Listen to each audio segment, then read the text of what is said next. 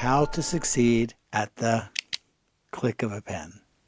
If it was only that easy, if you could just click a pen and then everything you ever dreamt about could just manifest itself automatically.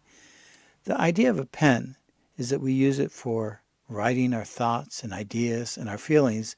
And so I'm going to teach you how to do a reflection process so that you can learn from your mistakes. I mean, really learn from them, not just say I've learned from my mistakes and move on like a lot of people do, but actually stop and figure out exactly what happened, why it happened, etc., so that you can learn and move on and really become that successful person that you want to be.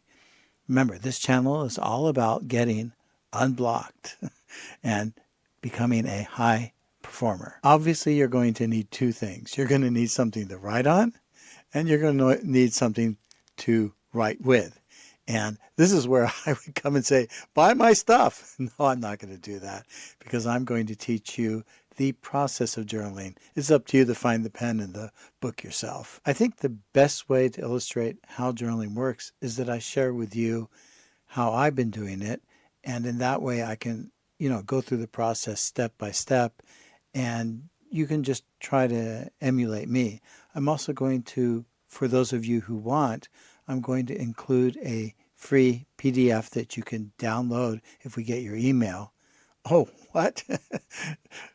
Or if you don't want to give your email, you can go ahead and send me a comment. But I need to send it somewhere, I guess. So I guess I need to get the email. And what I'll do is I'll send you a PDF on this whole system. And I'll also include the references of the people who have inspired me. And I have 3 or 4 major people I've inspired, but I'm going to include that in the description farther down. Okay, so I just bought this new notebook. The other ones I've been using have been run out of space. And of course, there's a process to the madness. I usually start by writing the date. I guess that's not so important. But imagine a circle. Let's say if we put the circle up here in this space here. And at the top of the circle, we're going to include the situation that you want to journal about. There's 2 types of journaling. You can journal about a specific problem that you want to overcome, or you can do what we would call a slice of life journaling, where you just write whatever thoughts, feelings, or emotions about something that really maybe didn't have any relevance. That's up to you. However, I mostly journal about issues and things that I want to overcome. And if you're looking at the circle, the very top of the circle, that's where we're going to put the title of the situation you were in. You were in some sort of situation that just didn't feel good. So for me, the very top of the situation will be trying to understand how to do a meta-analysis of the of the YouTube analytics. I find these sort of things a little bit frustrating sometimes, and frankly, I get very overwhelmed. But anyway, so the first thing is you've been through a situation, something happened that threw you off track, and you might even feel like you just want to give up or do something completely different. So that's where you put the title of the situation. And the title is actually more important than you would imagine. So my title would be something like, let's see, what did I write here in my journal? Figuring out YouTube analytics. I should have wrote frustrated by YouTube analytics, which would probably be a more accurate title. And when you are going through this process, you need to learn to separate your subjective and your objective experience. So I'm in a situation where I'm sitting on the couch, and I have the laptop, my MacBook in my lap, and I'm looking through the analytics, and I'm doing this on my channel because I really want to succeed. I want to build a big following of people, and I want to really help a lot of people. And of course, I also want the economic benefits of the ability to travel and work anywhere in the world that I want. I'm sure I'm not alone in wanting to have that. And as I look at the analytics, I'm becoming overwhelmed because there's literally, I don't know, it feels like thousands of categories of things I could look at. And I thought, okay, well, this is easy. I'll ask ChatGPT to help me. So ChatGPT, I went in there and I got some good advice from ChatGPT, and I thought, well, this is easy. And then it just said download the CSV file and then upload it to ChatGPT. And that wasn't as easy as I thought it was going to be. And so I just felt completely overwhelmed. So there are two things that we're focusing on: what actually happened and how I felt and what I was thinking about what was happening in that situation. So that's the if you're looking down on the circle here, probably somewhere around here, is where the question you're going to ask yourself is, what happened? Now, you're going to move from what happened down to the 6 o'clock position, and you're going to ask yourself, well, why did this happen? Why did what happened happen? And here you're going to try to disassociate from yourself. And disassociate means you're going to kind of like split yourself in two. So like if I'm going to illustrate this, I would just kind of like let my eyes kind of fade out like this. And I can imagine Sigurd sitting on the couch where he was feeling overwhelmed. And I ask myself, well, why do you think what happened happened? And as I look at that situation from a different perspective, I'm realizing something very important. One, he didn't have a really good posture. He was kind of like slouched in the couch. So that might have contributed to the feeling of being overwhelmed. Two, he was trying to do too many things at once. He was trying to understand everything. And three, he had the wrong expectations. Now notice that I'm talking about myself in the third person. And this is a conscious choice from my part because I don't want to get overwhelmed by those feelings again and get stuck in I just feel so overwhelmed. And just thinking about it now, closing my eyes and going into it, I start feeling this pressure in my head.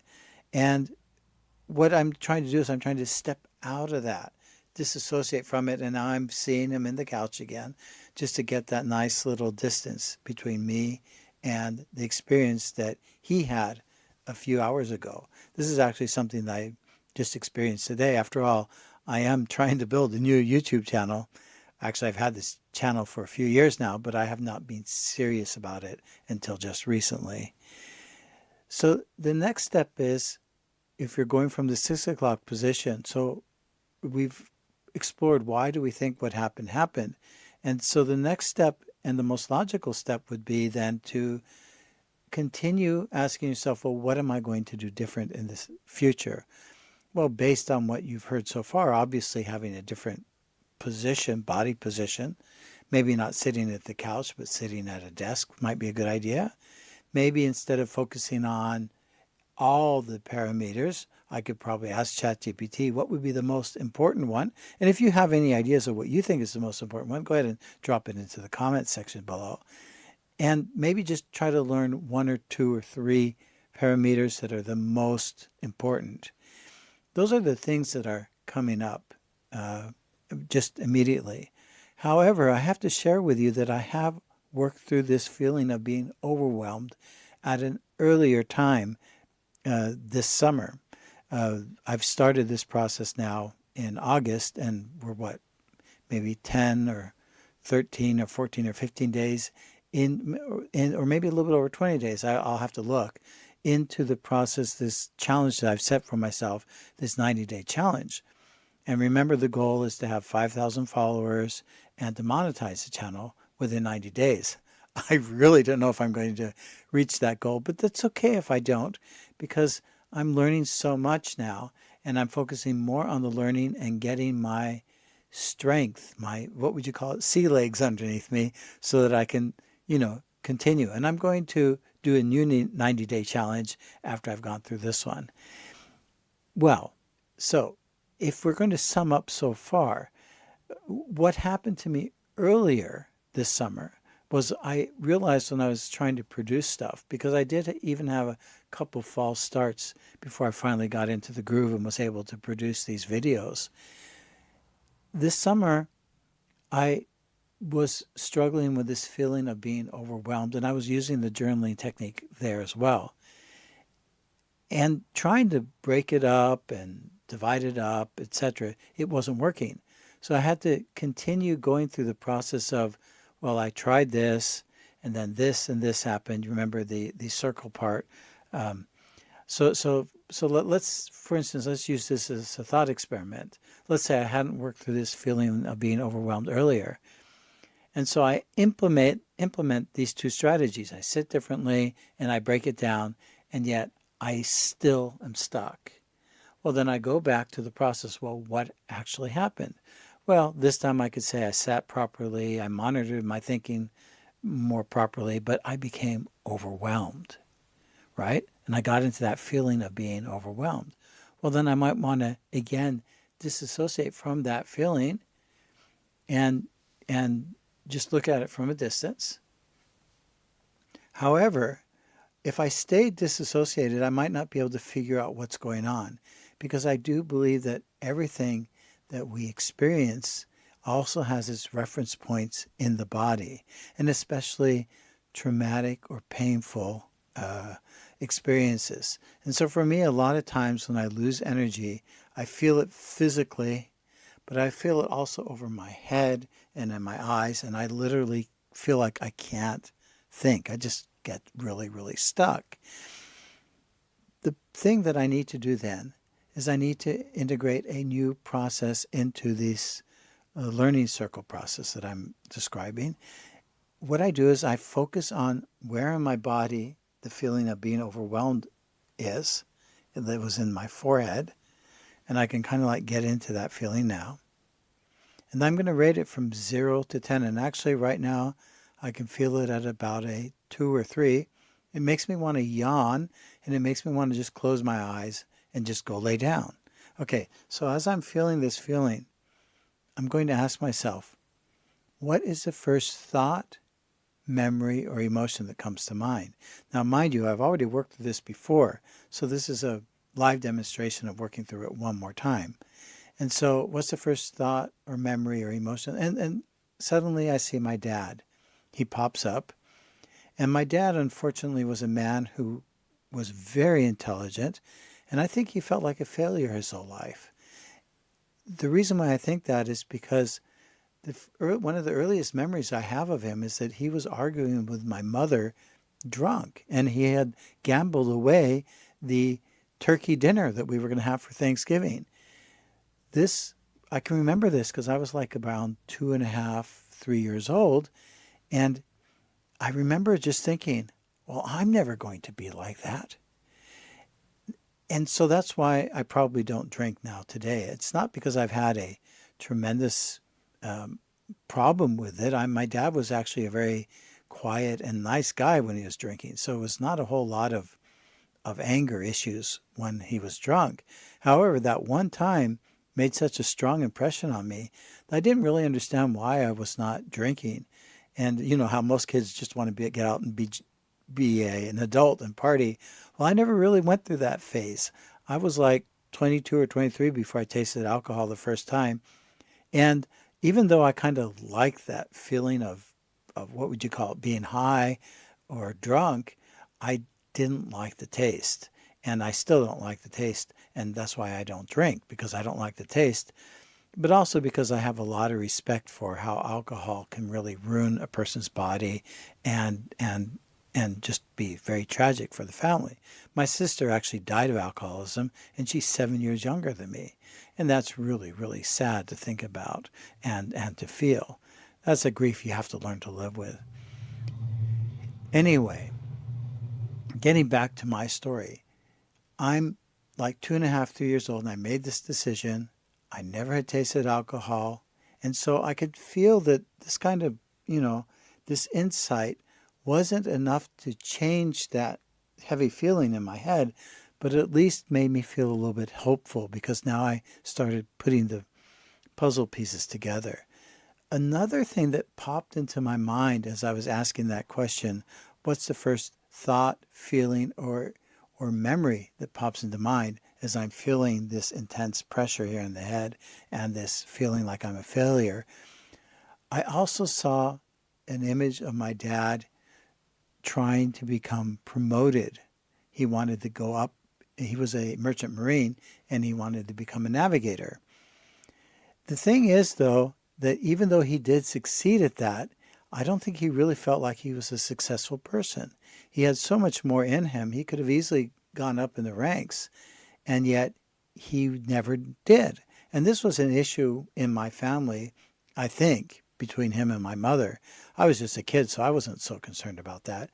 But I unconsciously adopted his feelings of, I'm a failure. He was also the kind of guy that would start new projects all the time and then start and stop, start and stop. And again, since he never really followed through on any of these projects, I think he also felt like a failure in that sense. And so I had unconsciously adopted this behavior. And what I need to do in order to break out of this, I needed to refocus on things in the narrative which allowed me to find meaning and control and lose this feeling of being overwhelmed. And what I've done is I've looked at the little boy that I was, and I'm really proud of him for making that decision. And I think it was the right decision. And I'm proud of myself being a young man in my early 20s, having made that decision to continue not to drink. And I think it's really enriched my life. I think I'm a little bit more healthier than a lot of men my age. And I just feel really good about that decision.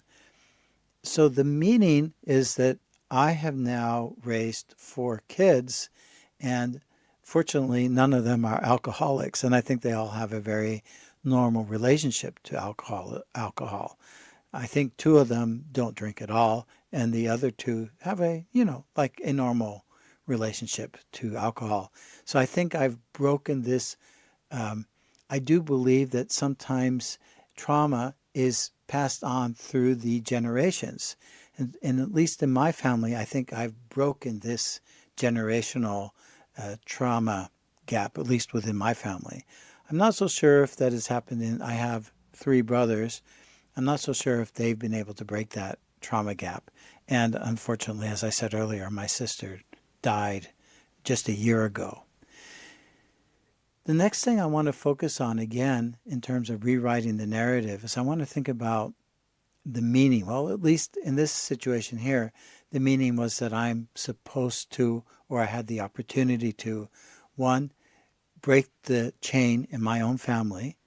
2, it has given me the empathy and the understanding of what people go through when they're trying to get out of a traumatic situation. I've obviously had several other things I've worked through using the same system, and it has really benefited my life, and I see how it's helping so many people. The ability to stop and reflect and get things put off into a distance is really, really helpful. I'd like to encourage you to start journaling about things that are stopping you. Sometimes awareness is just enough. You've gone and you've understood what's happened, and you're just able to immediately implement the change that you want in your life. But sometimes you have to refocus the story. Some people call it rewriting, but we're not necessarily needing to add anything new. We just need to see what happened from a little bit different perspective, a perspective of control, a perspective of meaning. And as you work through the control and the meaning aspects, you gradually master any of these negative or uncomfortable feelings. And you might have to rewrite that story. There I said it, rewrite. I mean, you might have to rewrite the same story from a new perspective 3 or 4 or 5 times in order to really be able to deal with all the emotions that were in that situation. I don't want to advocate for this system as being a way of working through serious trauma. I do use it with my clients when they are stuck in serious trauma.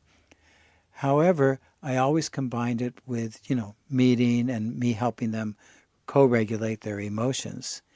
I'm going to include in the description below some of the people who've inspired me to develop this system, because I don't think anyone is doing it exactly the way I am. But I don't think it's that unique either. I think there's a lot of therapists who have stumbled onto this type of protocol. But this is the way I do it, and I want to give you a chance to be able to follow something very similar. So I'm going to include a little worksheet for you with all these different steps so that you can work through it. And in the comments below, well, maybe not the comment, but the description of the video, I'm going to include some of the names of the people that I have been inspired by in terms of being able to do this reflection process. I highly encourage that you try it. And if you need help about it, go ahead and hit me up, give me a little email or whatever. And, you can do it. You can really transform your life and become that high performer that you've always known that you are inside of yourself. So why not go out and do it?